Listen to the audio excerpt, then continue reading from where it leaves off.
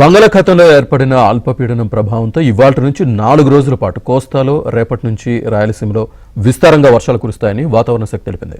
ఇవాళ శ్రీకాకుళం నుంచి పల్నాడు జిల్లా వరకు అక్కడక్కడ భారీ వర్షాలు కురుస్తాయి. రేపు శ్రీకాకుళం నుంచి ప్రకాశం జిల్లా వరకు, కర్నూలు, నంద్యాల, కడప జిల్లాల్లో అక్కడక్కడ భారీగా, పశ్చిమ గోదావరి, ఏలూరు, ఎన్టీఆర్, గుంటూరు, పల్నాడు జిల్లాల్లో భారీ నుంచి అతి భారీ వర్షాలు కురుస్తాయని వాతావరణ శాఖ తెలిపింది.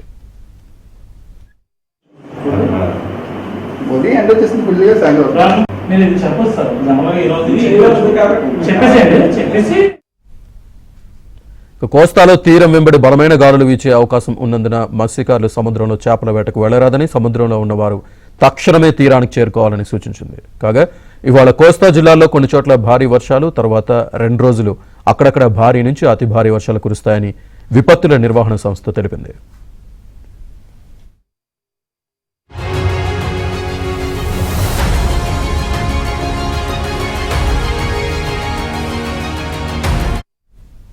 తెలంగాణలోని కొన్ని జిల్లాల్లో రేపు భారీ నుంచి అతి భారీ వర్షాలు కురిసే అవకాశం ఉందని హైదరాబాద్ వాతావరణ కేంద్రం ప్రకటించింది.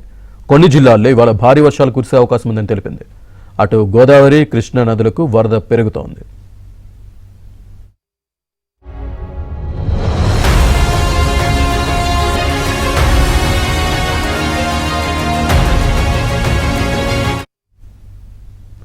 బాసర వద్ద గోదావరి ఉగ్రరూపం దాల్చింది. ఎగువ మహారాష్ట్ర నుంచి వస్తున్న వరదతో బాసరలో ప్రమాదకర స్థాయిలో గోదావరి ప్రవహిస్తోంది. గోదావరి వరదతో పుష్కర ఘాట్లు నీట మునిగాయి. ఆలయం నుంచి గోదావరికి వెళ్లే రహదారిపైకి బ్యాక్ వాటర్ చేరింది. దీంతో గోదావరి వైపు రాకపోకలు నిలిచిపోయాయి. బ్యాక్ వాటర్ బాసర గ్రామం వైపు వస్తోంది. దీంతో మళ్లీ ముంపు భయం వెంటాడుతోంది.